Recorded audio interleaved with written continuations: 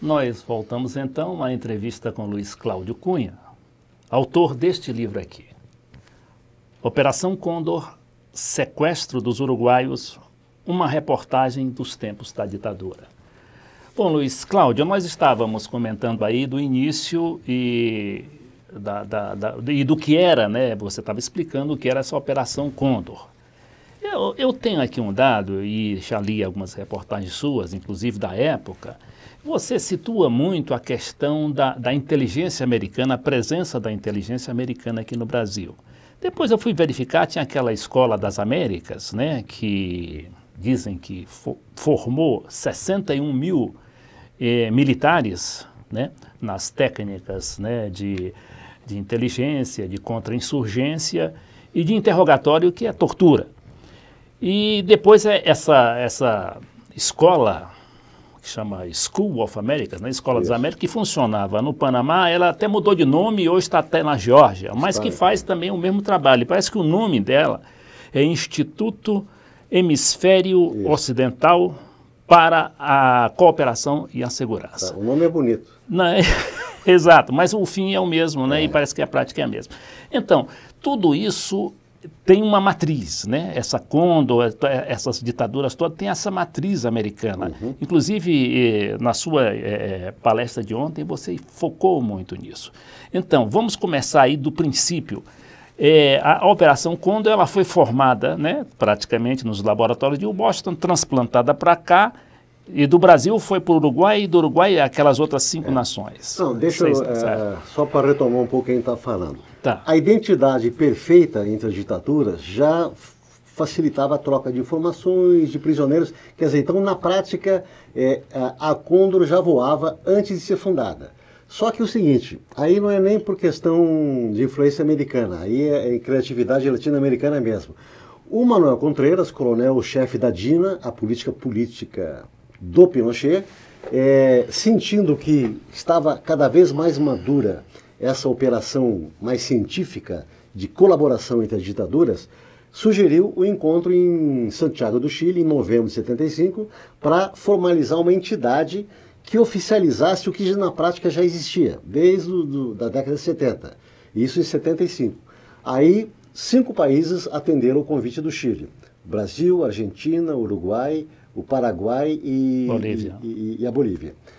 Se reuniram num encontro secreto em Santiago durante 4 dias e lá estabeleceram uma organização que ganhou o nome de Condor por sugestão da delegação uruguaia, em homenagem ao país anfitrião, que aliás é um nome muito apropriado para esse tipo de trabalho que eles desenvolver.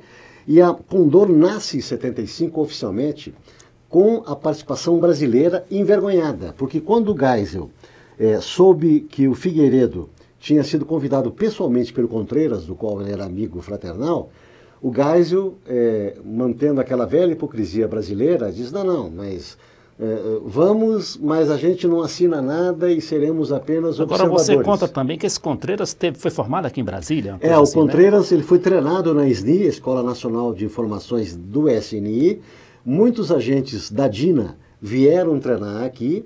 Muitos agentes da DINA iam para o Centro de Instrução de Guerra na Selva, em Manaus, para fazer treinamento de combate na selva e combate de interrogatórios. Ou seja, havia uma cumplicidade, uma promiscuidade entre a ditadura brasileira e chilena muito forte. Agora, há pouco, dias atrás, o Globo divulgou documentos secretos do antigo Estado-Maior das Forças Armadas, mostrando que o Brasil estava fornecendo, por ordem do Geisel, que apesar da sua postura de um estadista, que era contra a tortura, ele fornecendo munição, né? E com a ordem estrita de apagar o logotipo da República Brasileira dos fuzis, que eram fabricados em Itajubá, Minas Gerais. Ou seja, o Brasil é cínico e hipócrita o bastante para ajudar a ditadura, mas não dizer que ajuda. Assim como o Brasil participou da fundação da Condor, mas não quis que assinassem as atas de fundação, mas o Brasil estava lá fundando. Era uma operação informal, né? Uma coisa assim informal, porque não documentada, né? Na verdade, ela não era informal, ela tinha uma formalidade, ela tinha um código de comunicação através do sistema cifrado produzido pela CIA para a DINA, chamado Condortel, telecomunicações da Condor, onde cada país tinha um número. O Brasil era Condortel 6, o Chile é Condortel 1, ou seja, tinha toda uma formalidade de uma organização funcionando como qualquer outra, só que era secreta e clandestina, porque ela era ilegal, absolutamente ilegal, porque era assassina. Tá. Luiz Cláudio, você tem algum assim resultado, algum balanço do que representou, né, essa Operação Condor? Eu sei que tem muitos relatos aí, né, daqueles grupos do Brasil Nunca Mais, né, Tortura Nunca Mais. E o que é que produziu realmente essa Operação Condor? Quais foram, assim, em síntese, os horrores que ela provocou durante essas ditaduras militares? Olha, na verdade, boa parte dos crimes mais cruéis das ditaduras foram praticadas dentro do âmbito da Condor. Nem todos os desaparecidos e mortos eram da Condor, porque às vezes eram presos nos seus próprios países. A Condor era essencialmente a troca de informações ilícita e a troca de presos clandestinos. Tecnologias. Entre países. Quer dizer, um argentino que estava escondido em São Paulo, aí a Argentina vinha e pegava. Um uruguaio que estava em Buenos Aires, e os uruguaios iam lá e pegavam e traziam. Ou seja, era contrabando de pessoas que eram inimigas dos regimes, porque eram pessoas que denunciavam suas atrocidades. A fase mais violenta da Condor é a fase 3, que é a fase de assassinatos do exterior, do qual o Brasil não participou. O Brasil já tinha um certo desconfiômetro e disse, não dá para afundar o pé nisso. O Brasil apenas trocava informações e trocava prisioneiros, mas não chegou ao ponto de assassinar. É por isso que um jornal brasileiro chamou a ditadura, não é uma ditadura, é uma dita branda. Dita branda, que é um cinismo, um absurdo total da Folha de São Paulo. Agora, a fase, talvez o assassinato mais bombástico de todos, tenha sido a morte em Washington do ex-chanceler do Salvador Allende, chileno, que era o chanceler Orlando Letelier, que a DINA mandou uma equipe, um comando para Washington. Veja só a ousadia do Contreras e do Pinochet. Mandou um comando para lá com uma bomba, botaram embaixo do carro do Letelier, e ele morreu, uma explosão estúpida em Washington, capital da potência mais poderosa do planeta, o que ajuda a explicar, inclusive, isso foi em 76, como os Estados Unidos, ficou uma coisa assim tão escandalosa do ponto de vista de repercussão internacional, que quebrou muito a imagem do Chile no exterior, porque ficou evidente que era o Chile envolvido. Tanto é que os assassinos depois foram identificados, processados e condenados. Muito bem. Então, Luiz Cláudio, hoje nós vivemos, você acaba de falar no bloco anterior, que a ditadura militar, enquanto aparato policial militar, né, ele praticamente está superado na América Latina. No entanto, a gente tem notícias de golpes aí. De vez em quando espoca um golpe aqui e outro lá.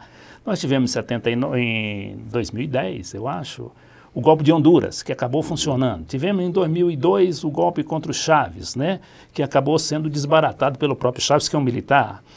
E agora temos no Paraguai, que é o que se chama de golpe de quarta geração, e chama até de golpes brandos, né? Porque eles são cercados de formalidades legais, está na Constituição, né? E, no entanto, o presidente não tem direito de defesa e é deposto em uma questão de 6 horas, praticamente. Como é que você vê essa nova realidade mais assim sofisticada, este assalto à democracia, este assalto à manifestação popular, né, à soberania dos povos, principalmente a da América Latina?